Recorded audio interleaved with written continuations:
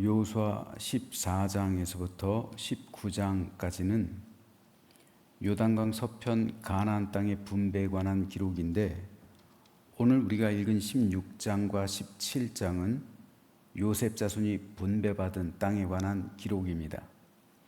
14장에서 19장까지 6장 가운데 무려 2장이나 할애할 정도로 요셉 자손이 얻은 가나안 땅의 크기는 상당했습니다. 한번 지도로 확인해 보도록 하겠습니다. 동쪽 땅에도 므낫세가 분배받은 반지파가 있었고, 왼쪽에도 있었습니다. 요단강 서편에도. 그리고 그 밑에 에브라임이 이렇게 그려져 있죠. 중앙적 가나안 땅 본토 정중앙에 위치해 있는 곳이 바로 서쪽에 있는 므낫세 반지파, 그리고 그 밑에 에브라임 지파가 있습니다. 요셉은 야곱의 장자였죠. 그래서 장자의 특권으로서 두 몫을 할당받았습니다. 그래서 요셉의 두 아들 므낫세와 에브라임이 야곱에게 양자가 된 거예요. 즉 야곱의 아들들이 된 거예요. 손자인데. 그래서 르우벤이나 유다와 같은 형제 반열이 된 겁니다. 즉 이들은 형제예요. 왜냐하면 야곱이 요셉에게서 입양을 했기 때문에 그럽니다. 장자의 몫으로 두 아들을 입양했어요. 그래서 야곱의 아들들에서 요셉의 아들이 아니라 야곱의 아들입니다. 그래서 12지파가 된 거예요. 그래서 성경에는 요셉 지파라는 말 대신에 에브라임 지파, 므낫세 지파가 쓰이는 거예요. 그리고 가나안 땅을 분배받을 때 요셉 지파로 받은 게 아니라 에브라임 지파, 므낫세 지파로 각각 받았습니다. 그런데 므낫세 지파는 동쪽 땅에도, 요단 동쪽에도 반지파가 있었고 서쪽에도 반지파가 있어요. 그리고 에브라임 지파에 이르기까지 요셉 자손들이 차지한 땅은 모든 지파 가운데 가장 컸습니다. 지도에서도 딱 봐도 알잖아요. 제일 커요. 그래서 오늘 우리가 읽은 16장과 17장 전체를 요셉 자손의 땅들을 기록할 정도로 기업으로 분배받은 땅이 아주 많았습니다. 아주 컸어요. 그런데 오늘 본문에서 에브라임 자손들과 므낫세 자손들은 여호수아에게 나와 불평을 하면서 이렇게 말합니다. 요셉 자손이 여호수아에게 말하여 이르되 여호와께서 지금까지 내게 복을 주심으로 내가 큰 민족이 되었거늘 당신이 나의 기업을 위하여 한 제비 한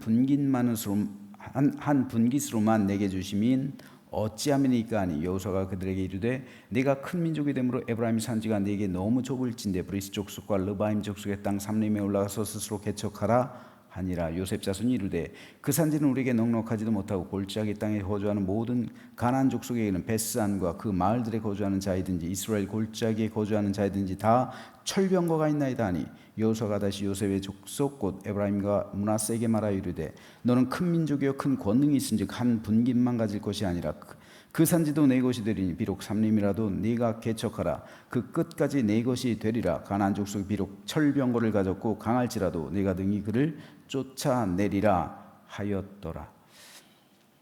요셉 자손 즉 에브라임 자손, 에브라임 지파, 므낫세 지파가 여호수아에게 제기했던 불만은 두 가지였습니다. 첫째로 기업으로 받은 땅이 너무 작다. 한 분깃만 갖는 것이 우리에게는 너무 불공평하다. 이거였어요. 둘째는 그러니까 여호수아가 어제 살펴봤던 것처럼 야 유다 지파 갈렙을 봐라. 갈렙은 스스로 개척하지 않냐. 너희들도 스스로 개척하라. 그 주변에 있는 마을들을 정복하라. 그랬을 때 그 마을들엔 철병거가 있습니다. 이거예요. 철병거가 있으니까 우리 스스로 싸워서 이길 수 없다. 그러니까 싸우려면은 이스라엘 전체를 동원해서 우리를 대신해서 싸워주든 아니면 다른 땅을 우리에게 주든 둘 중에 하나를 선택해 달라라는 말이었어요. 이런 요청을 한 겁니다. 그런데 방금 보았던 지도에서 봤듯이 요셉 자손이 받은 기업은 12지파 가운데 가장 넓고 가장 컸어요. 더구나 어제 새벽에 말씀드린 것처럼 이 갈렙은 이 아낙 자손을 정복하잖아요. 가장 강한 자손을 정복하잖아요. 그들도 철병거가 있어요. 하지만 요셉 자손은 므낫세 지파, 에브라임 지파 두 지파잖아요. 갈렙은 유다 지파를 동원하지 않고서도 자기 가족의 힘만으로도 아낙 자손을 정복했어요. 그런데 요셉 자손은 두 지파가 있음에도 불구하고 스스로 두려워하며 떨고 있는 거예요. 그리고 다른 더 좋은 땅을 달라고 요구하는 거예요. 이걸 바라보는 여호수아의 마음이 얼마나 답답했을까요? 가장 큰 땅을 기업으로 받은 것으로도 모자라서 다른 지파의 땅을 욕심내거나 내지는 우리를 위해서 이스라엘 전체를 동원해서 대신 싸워서 그 땅을 정복해달라는 그러한 이 요셉 자손의 모습은 다른 지파를 전혀 배려하지 않는 지극히 이기적인 모습이었어요. 사실 요셉 자손을 향한 하나님의 은혜는 전혀 부족함이 없었어요. 문제는 그들이 부족하다고 느끼는 거죠. 다윗은 시편 23편에서 여호와는 나의 목자시니 내게 부족함이 없으리로다 라는 위대한 신앙 고백을 합니다. 하나님께서 나를 인도하시고 나와 함께 하시고 나를 도와주시고 나를 이끄신다면 나에게는 부족함이 없다라는 믿음의 고백입니다. 요셉 자손들 역시 여호와 하나님께서 그들의 목자가 되셨잖아요. 그들과 함께 하셨습니다. 그들을 인도해 주셨고 그들을 도와주셨고 그들을 이끌어 주셨어요. 따라서 그들에게는 이스라엘 지파 가운데 가장 많은 영토가 할당되었습니다. 그걸 제비로 뽑았잖아요. 그 제비 뽑기는 하나님의 뜻이잖아요. 하나님의 은혜잖아요. 그 제비 뽑은 결과 가장 큰 땅을 차지했잖아요. 이건 하나님의 은혜입니다. 하나님의 역사심이에요. 다시 한번 지도를 보시죠. 지금 보시는 지도에서처럼 므낫세와 요단강 서쪽이요. 서쪽 므낫세 에브라임은 가나안 땅 정중앙에 위치하고 있었어요. 즉 가나안의 중심부란 말이에요. 자, 그런데 요셉 자손들 즉 므낫세 지파와 에브라임 지파가 원하는 게 뭐냐면 그 북쪽에 있는 이사갈, 스불론, 납달리, 아셀 지파의 땅처럼 비옥한 땅이에요. 이 땅은 이 므낫세 지파와 에브라임 지파 거기도 좋아요. 북쪽에 이스라엘 평원도 있고요. 좋아요. 그런데 위에 4개 지파의 땅만 하지는 못해요. 좋기는 좋은데 그래서 면적이 넓은데 위에 4개 지파의 땅이 농사짓는 면적으로 따지면 오히려 위에 4개 지파 각각 1개 지파에 있는 땅이 더 넓을 수가 있어요. 왜요? 비옥하니까요. 근데 므낫세 지파의 땅, 에브라임 지파의 땅은 산간하고 섞여 있어요. 이 불만을 제기하는 거예요. 그러니까 여호수아는 너희 지역에 있던 이 가나안 족속들을 너희가 스스로 몰아내고 너희가 거기를 차지하라 말한 거고요. 근데 철병거가 있으니까 우리는 안 됩니다 라고 거절한 거고요. 자, 그런데 이 여호수아에게 요청한 므낫세 지파와 에브라임의 이 요청을 통해서 우리가 하나 깨달을 것이 있습니다. 어떤 관점에서 내 삶을 바라보냐에 따라 감사할 수도 있고 불평할 수도 있다는 사실이에요. 자, 어떤 관점에서 나를 바라보느냐에 따라 내 삶을 바라보느냐에 따라 내 삶이 불평일 수도 있고 내 삶이 감사일 수도 있어요. 한번 저 지도를 한번 보세요. 여러분, 북쪽 땅을 받은 아셀 지파, 납달리 지파 좋기만 하겠습니까? 물론 가장 비옥한 땅이에요. 가나안 땅에서 물도 넘치고 삼림도 있고 숲도 있고 그리고 아주 농사하기에 비옥한 더할 나위 없는 좋은 땅, 날씨도 좋아요. 그렇다면 이들은 행복하기만 할까요? 전혀 그렇지 않아요. 이들은 두려움이 커요. 왜요? 아셀 지파 위쪽에선 당시 세상에 있어서 굉장히 큰 패권 국가인 페니키아 제국이 있어요. 페니키아 제국이 그 위에 있어요. 그리고 납달리 지파에는요, 구약성경에 자주 등장하는 아람 족속, 그리고 아수르, 바벨론, 이 패권 국가들과 맞닿아 있어요. 그러니까 아셀 지파와 납달리 지파는 국경지대예요. 국경지대. 적들이 쳐들어오면 제일 먼저, 요새 말로 하면 총알바지라고 해야 돼요. 그렇죠? 가장 먼저 전선에서 죽게 될 사람들이 바로 이 납달리 지파, 아셀 지파 사람들이에요. 완충 지역이 없잖아요. 그에 비해서 서쪽 므낫세, 에브라임 지파는 정중앙에 있어요. 보세요. 어디든 보호를 받는 위치예요. 동쪽이요, 요단강 동쪽, 동쪽 므낫세, 갓, 루벤, 여기가 완충 작용을 하죠. 북쪽은 아셀, 납달리, 스불론, 이사갈이 완충 작용을 하죠. 남쪽은 시몬, 단, 유다, 베냐민, 여기가 완충 작용을 하죠. 가장 정중앙에서 보호받는 위치에 있는 게 므낫세 지파, 에브라임 지파예요. 약탈당할 일이 없다고요. 같은 민족이 와서 약탈은 안 할 거 아니에요. 다른 민족이 와서 약탈할 텐데 다른 민족이 이 에브라임 지파, 므낫세 지파까지 오기 위해선 저 북쪽에선 아셀, 납달리, 스불론, 이사갈을 통과해야 되고 동쪽에선 동쪽 므낫세, 갓, 루벤을 통과해야 되고 남쪽에선 시몬과 유다, 베냐민, 단을 통과해야 돼요. 가장 안전한 위치가 바로 이 위치예요. 더 이상 어떤 위치가 있어요? 그런데 요셉 자손들, 즉 므낫세 지파와 에브라임 지파는 뭘 봐요? 자기에게 있는 이런 안전함을 보는 것이 아니라 이 안전한 위치, 적들이 쳐들어와도 쉽게 말해서 불침번 설 필요도 없어요. 다 지켜주잖아요. 국경이 아니잖아요. 다른 지역은 대부분 국경을 맞닿고 있고 있는데 이 지역은 얼마나 안전합니까? 이렇게 안전지대에 살고 있다는 것, 그리고 영토도 가장 넓다는 것, 이걸 바라본다면 감사가 넘치는 거죠. 그런데 저 아셀, 납달리, 스불론, 이사갈 땅에 비해서 우리 땅은 조금 모자라. 저 땅은 진짜 비옥한데, 저 땅 우리가 가져야 되는데, 여긴 좀 섞여 있어. 이걸 바라보니까 불평인 거예요. 그래서 그 땅을 우리가 제비 뽑아서 한 구역도 달라고 그랬더니 여호수아가 거절하는 거예요.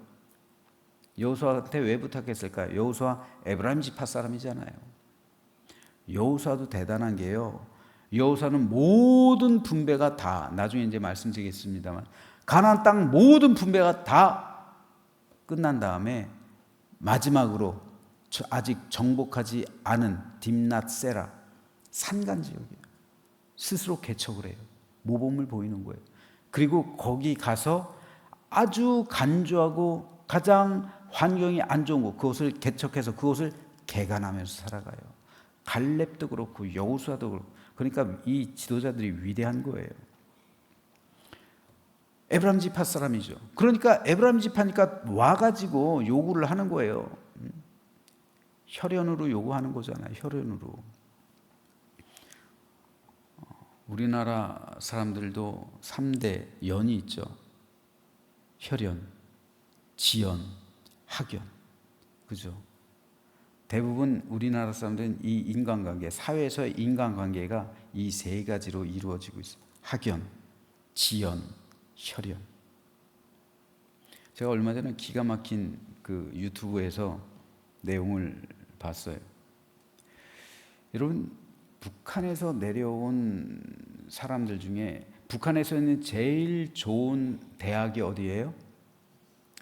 김일성 종합대학. 우리나라 서울대 같은데. 김일성 종합대학에 있는 사람들이 우리나라에 상당히 많이 내려갔대요.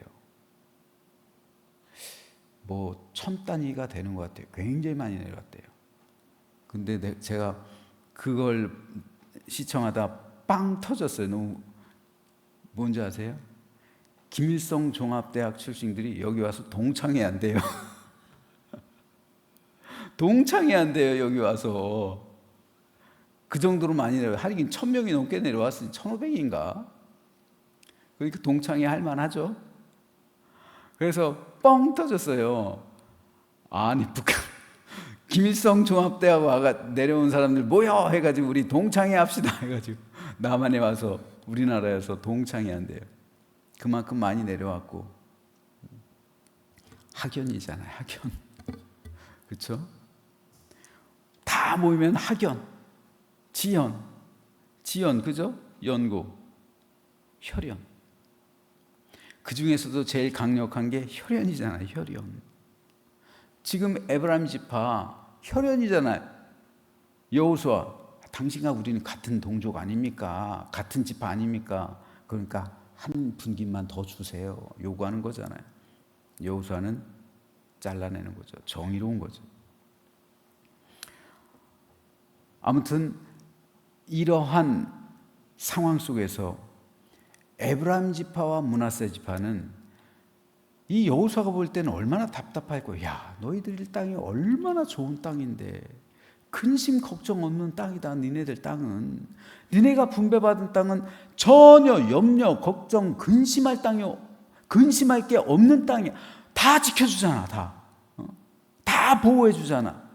쉽게 말해서 남들 다 불침번 쓰는데 넌 불침번 쓸 필요도 없이 그냥 평안하게 살면 돼. 땅도 넓으니까 얼마든지 개간할 수 있고 얼마나 좋냐.